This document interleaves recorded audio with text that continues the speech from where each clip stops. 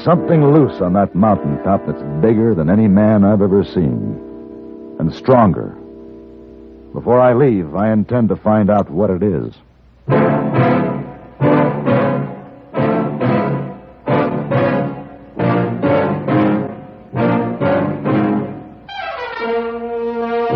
Have Gun. Will Travel. Starring Mr. John Daner as Paladin.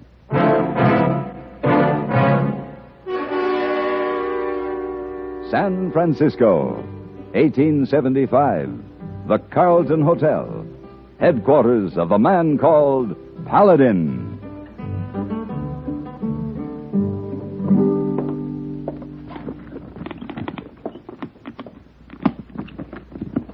You will not change your mind, Mr. Paladin? You still go? I'm afraid so, hey, boy. Oh, by the way, send a dozen long-stemmed roses to Miss Julie Parker. And regrets. Oh, do not go there, Mr. Paladin. Please. Why not? Why does this trip bother you so much? Oh, I read a newspaper. Monster at Moon Ridge. Lady bewitched by apparition. Oh, please, do not go there, Mr. Paladin. I've already been hired and accepted. I'm leaving right away. Oh, then... let me... Please? Well, what have you got in that jar? Please? Yeah, dragon tooth powder. Dragon tooth? It's one here, and one here. Keep you from harm. Dragon's tooth powder, very powerful protection. Your new country has a better formula for destroying superstition, hey, boy. Equal parts of reason and daylight. But I thank you for the friendship behind the thought. Oh, then you go. You see Mr. Vito Bella? That's right, Vito Bella, Bowtown, California.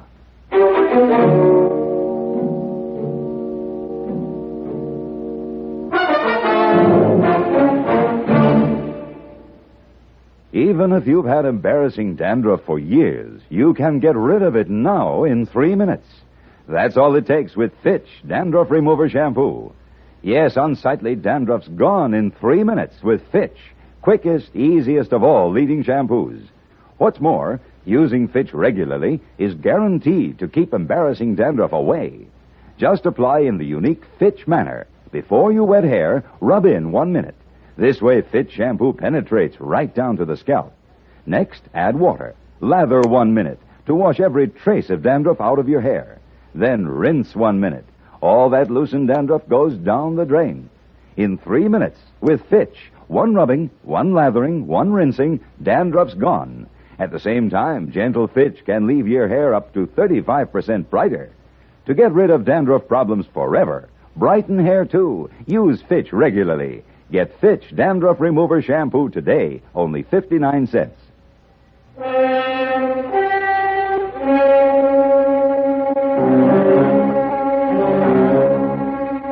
The Indians have a name for the high mountain lands back of Placerville. They call it Shadow Ground. Indians have a way of seeing things in the shape of a piece of land that no white man can see, so they always bypass it. Like the thunder that boiled up against the peaks and rolled down canyons. But then the Indians had little use for gold and silver, and the white men did. And the white men built their town where a teepee village might have been, close to the top of Moon Ridge. It was after dark, and the sky was heavily overcast when I pulled up in front of the sheriff's office in Bowtown.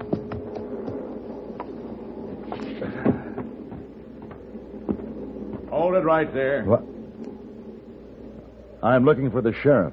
That's me. Who are you? My name is Paladin.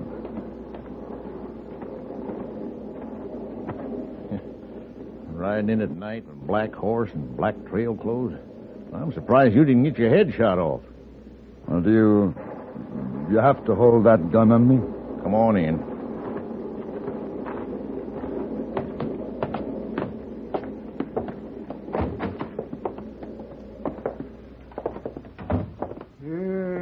Who's he, Dan? He's a hobgoblin, ain't you heard? Oh, yeah, very smart. This is Jake Kelly, Mr. Paladin. He carries silver bullets in his gun. Really? Claims something grabbed him on top of Moon Ridge one night. Oh, sit down and I'll pour you some coffee. Thanks. Where are you from, Mr. Paladin? San Francisco. Oh, that's a long way. Are you the fellow Vito said he was sending for? About Emily? He wants to know what's bothering her. I'm going to try to find out. Well, I'll tell you what's wrong with Emily. She's hexed, that's what. And you know I'm talking true, Dan. If you'd ever ride up there and see her yourself. Sheriff's got to stay around town. Now, you know that. Oh, you ain't set foot out since the time your posse got scattered. No. That was a little accident. Few horses run away and folks build it into something big. There ain't nothing up there. Oh, Miss Paladin, I was as far from it as I am from you. And I seen it. You're half man, half bear. Yeah, and footprints this long. A human at one end, claws at the other. Well, I guess I'll have to see them, too. Boy, you don't believe me. All right. When you get to that Bella place, you ask Emily Bella what carried her off. Yeah, but no, don't ask Dan here. No, yeah, he's sheriff. And if he admitted there was something up there, he'd have to go on out after it. Get out of here, Jake. Now go on. Yeah. Crazy old coot. Sheriff, is there anything valuable up there? Minerals, grazing lands, any reason for someone to scare people away? No. Formation ain't right for gold or silver. Indians didn't want it. Said it was full of spirits. You know, a short time ago, I was feeling superior to a Chinese friend of mine when he sprinkled dust on my coat. I forgot that he came by his superstitions honestly, that he learned them from the cradle. I can't find the same excuse for you, Sheriff. Well, I ain't superstitious. Why the mistletoe above your door? Oh, yeah. Forgot it from Christmas, I guess. There's an old belief that it wards off evil spirits. All right, Paladin. The Bella place is north out of town. The last house on the way to Moon Ridge country.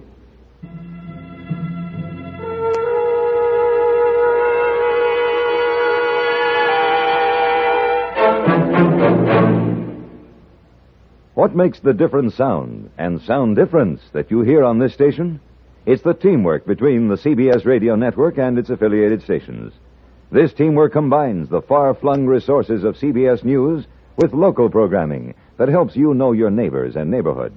Your listening post on your town, your nation, and the world is this station backed by CBS Radio. Don't settle for less.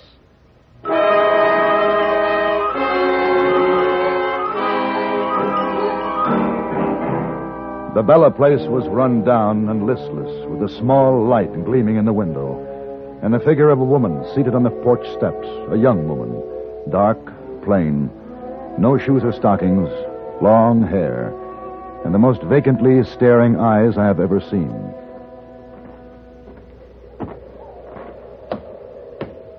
Good evening. Miss Emily Bella? It's dark. Yes? Oh, Mr. Bella? Yes? My name is Paladin. Oh. Mr. Paladin. Come. Oh. Memento, please. Emily. No, you promised you'd tell Papa when you stepped outside. Remember? It's cold here. And when a visitor comes, a big girl says what, huh? How do you do? How do you do, Emily? Very good. Now you come in the house with us, huh?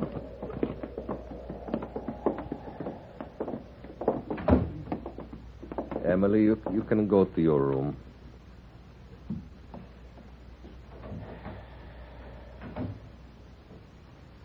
A dozen years ago, there was, in this valley, an epidemic. Took my wife, almost my daughter. I'm sorry. Afterwards, Emily's body grew, but her mind... she remains a child. Wine? Please. Well, this epidemic, what was it? Oh, we don't know. No doctors here. There was a young boy who was affected the same way. People treat him like an animal. They call him names. They kick him until his mother, she took him away. I saw I have to leave, too. Bring Emily here, far from a town.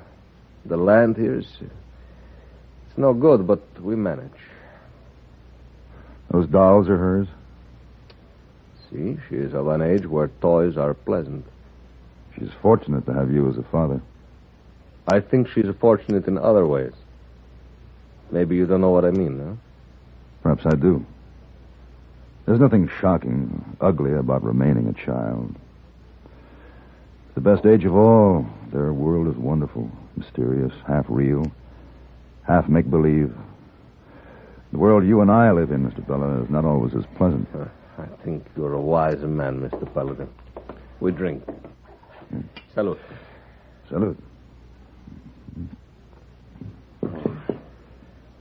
The newspaper said Emily was this way because of shock, some unusual experience. A spell cast by the monster of a moon ridge.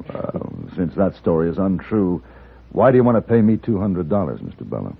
Your telegram said 500. You haven't answered my question. Mr. Paladin, there is something on Moon Ridge. It took Emily away from me for a week, and she wishes to go back to it.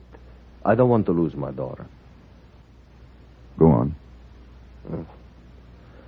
For that week, I search for her. I find her prints and other prints which I will not describe because... Half bear, half man? You have heard, huh? Now, she will not tell me, even her father, what kept her there. But she was not harmed. She wishes to return to this Yes. thing? Oh. Yes. She has tried twice to run away. Then I think it's time you let your daughter go back to Moon Ridge, Mr. Bella. What? The three of us will leave first thing in the morning.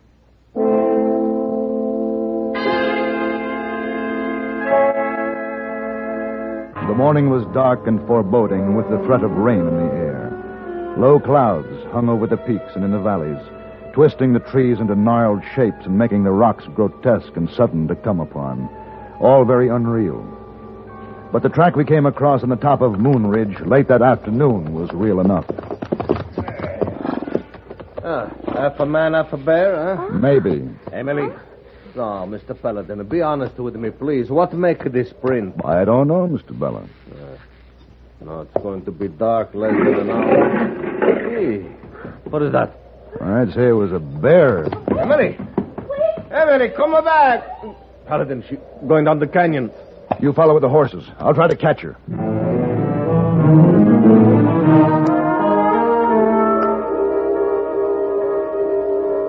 The canyon walls were steep and rocky, and it made the climb down them treacherous.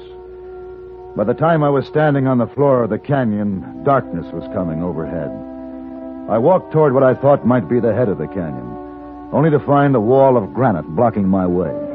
But no Emily. No sign of Bella. No way out. But something watching me.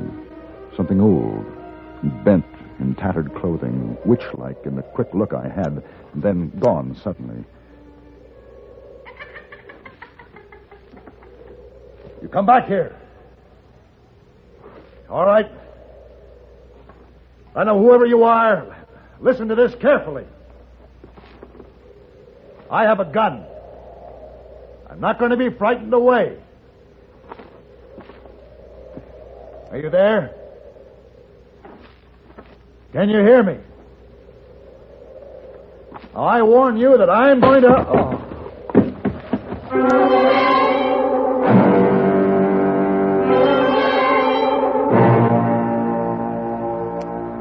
When I regained consciousness, I was inside an old mine shaft, a chain on my leg, minus guns.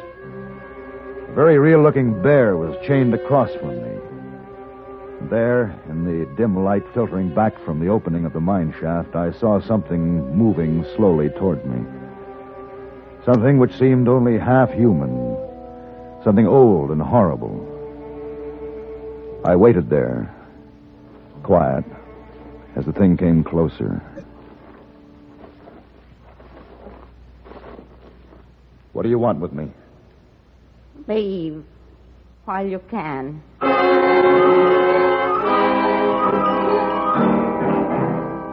She had dropped a small sledgehammer before she turned and left. It took me the rest of the night to pound out the connecting pin so that I could remove the shackles from my leg. Outside it was morning, bright and clear. Paladin! Paladin! Bella! Over here!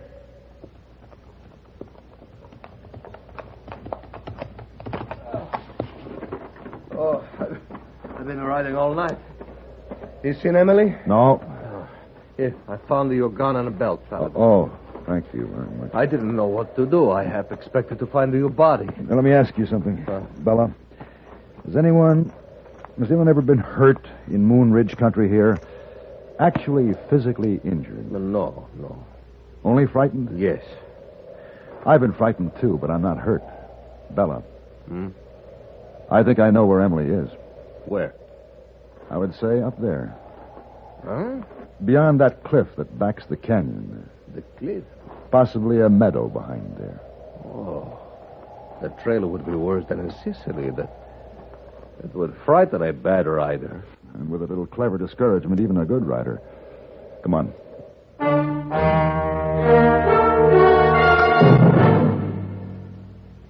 Now there's a luxury car that fits regular parking spaces and ordinary garages that's easy to handle in traffic. It's America's compact luxury car, the Ambassador by Rambler. Now, medium-priced car buyers can have the room, comfort, luxury, and performance they expect in a fine car, but without excessive length, width, and bulk. If other medium-priced cars have sized and priced you out of the market, then you owe it to yourself to test our best. American Motors' finest, the luxuriously compact Ambassador. Note the quality construction and careful attention to detail. Enjoy the most favorable power-to-weight ratio on the medium-priced field with Ambassador's 270-horsepower V8 engine. Try luxury features like individually adjustable front seats that glide back and forth separately.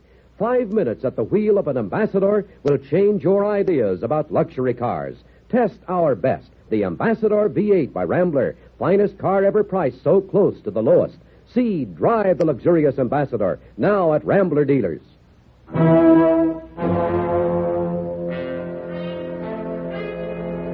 It was a steep trail, but a worthwhile one to follow because at the end of it, there was a meadow brilliant in the high sunlight, and there was a house with a fireplace and smoke coming from a chimney. Not very mysterious at all. Hey, someone living up here. Very comfortably, I'd say. Hey, Paladin, look there, across the meadow.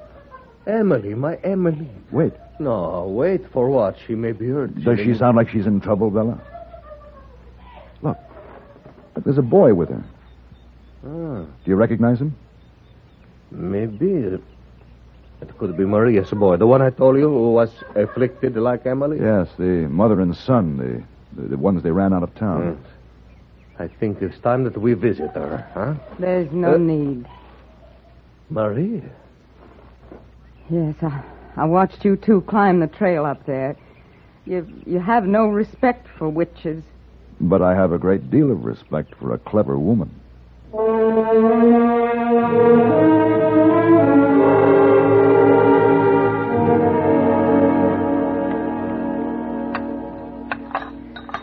So, where else could I take my son? I had no money. I had to find a place where people wouldn't ridicule him. Mr. Bella suffered from the same things. Yes, and once we were old friends, Maria. You should have had faith in me. Well, I should have sent her away the first time she wandered up here, but it's just so good to see children happy together. The soil is good up here? Better than below. More sun and more water. Why talk of it? Why not? Because there's always a man somewhere who won't scare off, like this one. I'm sorry. Materialize an apparition on a broomstick in front of him, and he'll ask it to sweep the floor. The monster footprints I made, half mine, half a bear's, they meant nothing. I've run out of tricks. I've moved before. We can do it again. Why move? See, why move, huh? If I lived here, there would be no man-bear track, no cave to put foolish men in and then release him to run frightened, shouting foolish things. I think since I am a man, there would be a gun in my hand, and friends would be welcome, others would not. If a man has something to say, he comes right out and says it. Yes, well, Maria, I think perhaps I like your land. And I think I'll be going. I'll expect $200 to be placed in my San Francisco account, Mr. Bella. And I suspect that you got more than you bargained for. But you will get what you bargained for, Mr. Paladin, 500. You have to ride through town, I suppose, and talk to the sheriff? No. Ignorant and prejudiced people like to be deceived, and they deserve it when they are. Why confuse them with the truth?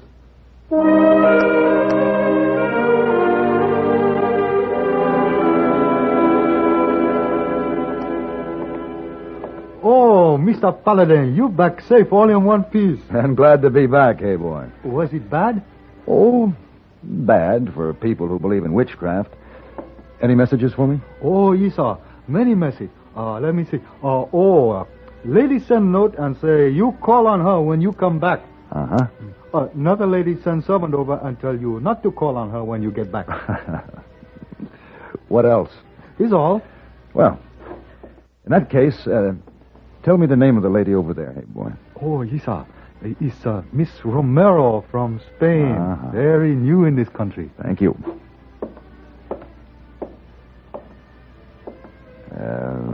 Miss Romero? Oh, why, yes. My name is Paladin. May I be of service to you? Service, senor? Si. It is the custom for a gentleman to offer his services to a lady in this land. Oh? What kind of services? Any kind the lady wishes. Dining in fine restaurants, the theater, the opera. Perhaps a carriage ride to historical points of the city. Your heart names it. I like these customs, senor. But isn't such a relationship fraught with possibilities? It is, senorita. All kinds of possibilities. Shall we begin with the possibility of dinner this evening?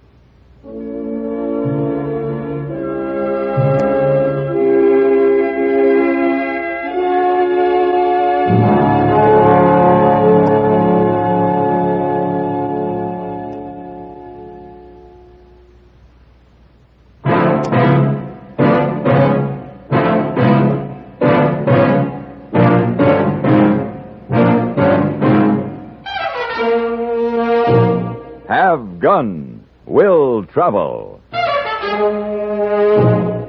Created by Herb Meadow and Sam Rolfe, is produced and directed by Norman MacDonald and stars John Daner as Paladin, with Ben Wright as Hayboy.